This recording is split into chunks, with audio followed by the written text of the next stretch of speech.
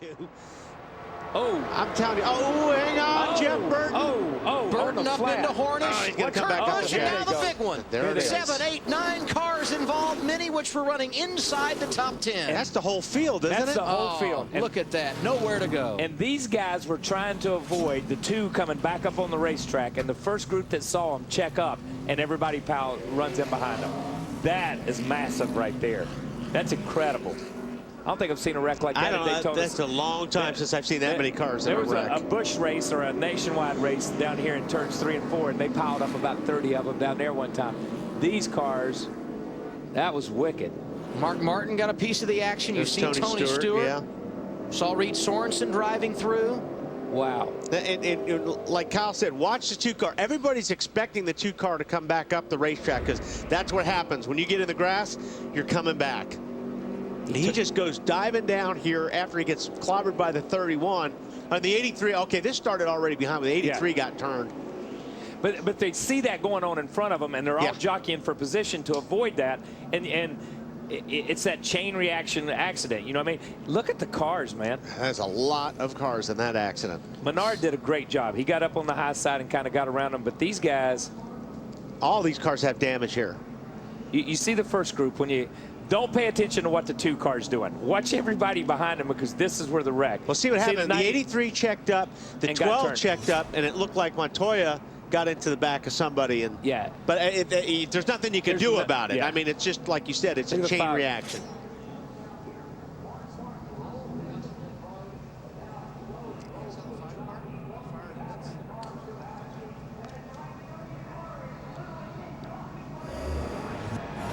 There's a 5 car came in on fire.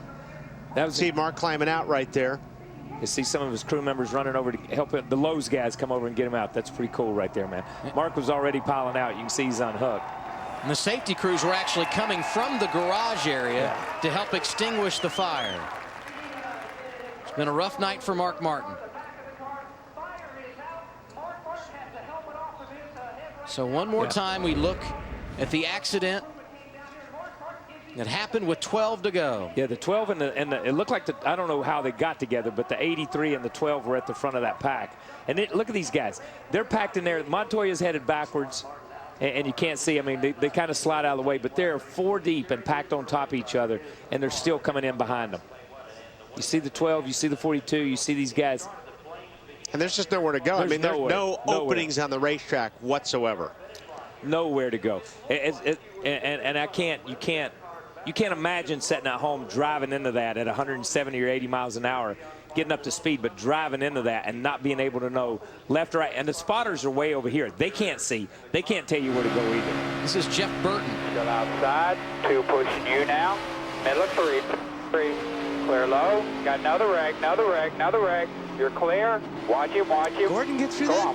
Come on. You know who else drove through the outside, and I'm not sure he got any of it? Dale Earnhardt Jr.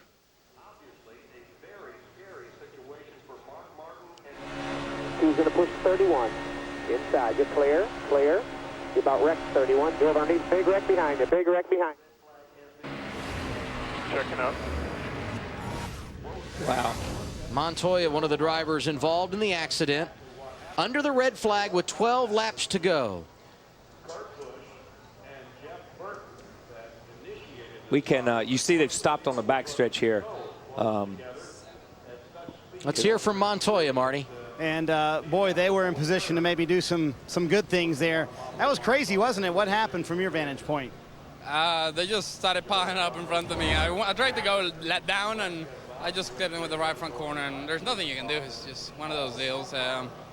You know, again, this Irish Chevy has been off-season. It's been amazing. You know, the team have done a really good job, and just that's the story of our year.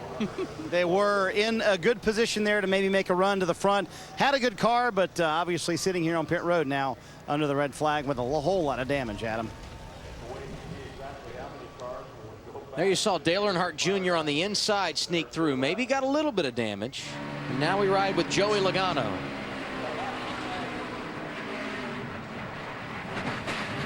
Now Ryan Newman riding on top of his hood there.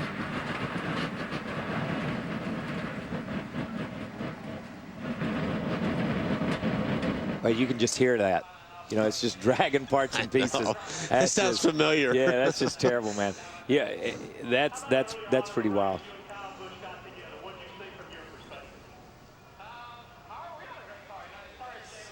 Well, Larry and Lindsay, now we've got something to talk about, huh?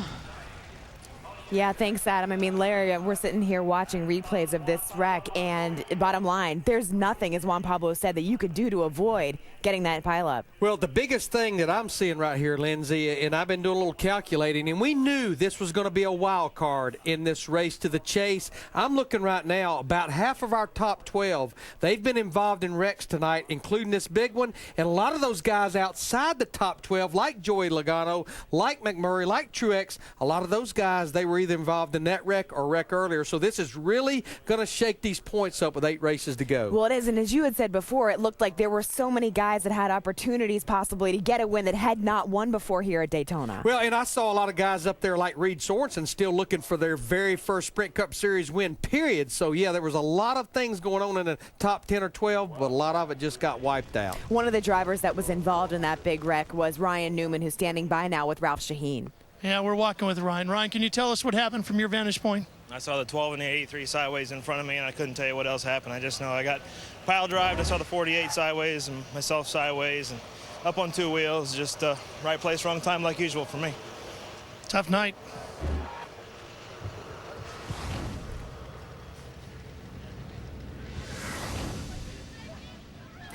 Ralph Shaheen there with Ryan Newman. Obviously, Ryan kind enough to stop and talk, but a lot of these guys just very, very frustrated right now. I mean, take a look at how many were involved. 24. Yeah, this is looking out the back of Ryan Newman's car back at Joey Logano, and you see people started slowing down, but this is a product right after a restart, Lindsay, of cars running 3 wide down the back straightaway.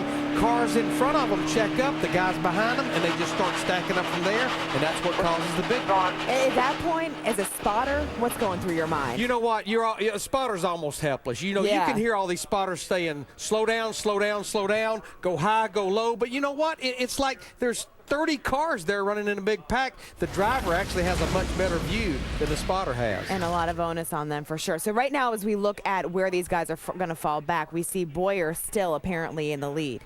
Well, yeah, I still like those Richard Childress cars up there. You know, you've got, of course, Jeff Burton that was just involved in that accident. Actually, the start of that accident, but Clint Bowyer looks awfully good. And remember, Bowyer was one of those guys I was talking about early in the race that kind of stayed just outside the top 20. I think he wanted to let the waters kind of calm out. We always know the waters get uncalm at the end of the race, but there he is. Seems like he's got one of the stronger race cars. And it turns out to be that, like you said, him and his Childress teammate right behind him, Kevin Harvick, we heard them talking about communication and how to get involved with drafting so that it could help them in the future in this race as we get back. And I'm sure as we're sitting under this red flag, Clint Bowyer and Kevin Harvick are talking to each other right now on those radios. Yes, most likely. Guys? Thank you, Lindsay. Thank you, Larry. Larry talked about the implication in regard to points. Clint Bowyer, the big gainer, as they sit right now. He has moved up 4 positions to 11th. He is now inside the chase. That's a big break for him. And we also got a report that Tony Stewart was released from the infield care center.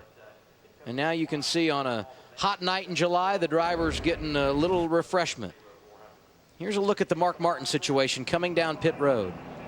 And you know, when they had the wreck, Mark had spun and was down on the apron, and we had a shot earlier where he was trying to get it fired up and get going. He drove the thing, and about the time he got to pit road, this thing flamed up. It was not on fire when he left the accident scene, but as he drove around here, the sparks coming up, the oil, the stuff, it just up under the car, and you can see it, man.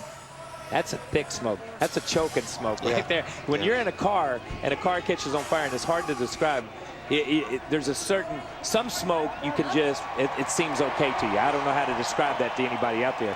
But there's some of that electrical stuff and some of the oil that starts to burn, and it chokes you, man. I mean, it is hard to breathe in that thing.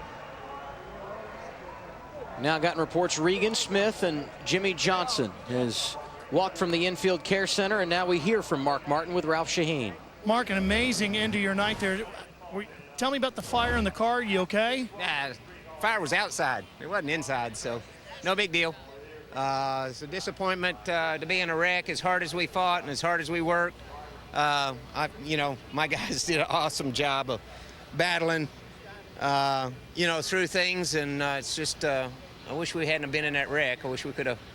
There was no way. I couldn't see anything, and I couldn't get down. My spotter said get down. Well, I was going too fast. There wasn't no getting down. Mark, we're glad to see you're okay.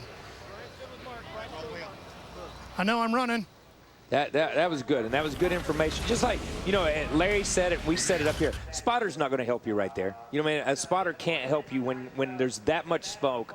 And you got to figure, the spotters are just above us in the booth right here. As you see the wreck start to happen, spotters are just above us in the booth. That's a half a mile over the turn 3. And you're trying to depend on the spotter.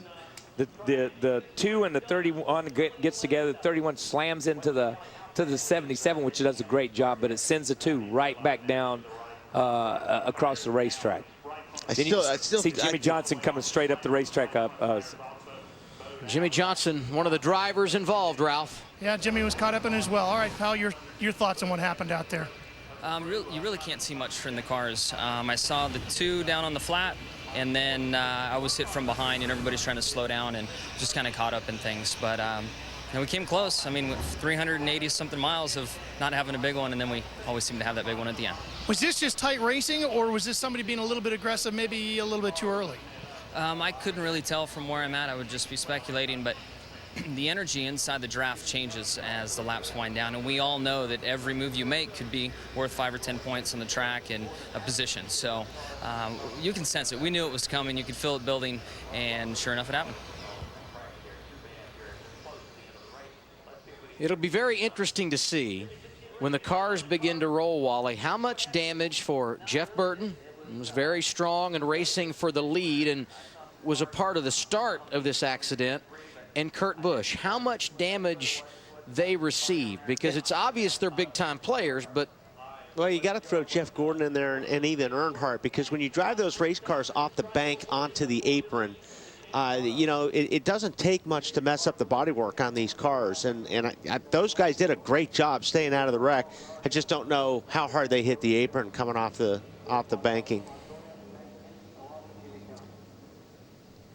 A number of different angles from our crews here tonight. This one on board with Kevin Harvick. Who's going to push 31? Inside. You're clear. You're about wrecked 31. You're underneath. Big wreck behind you.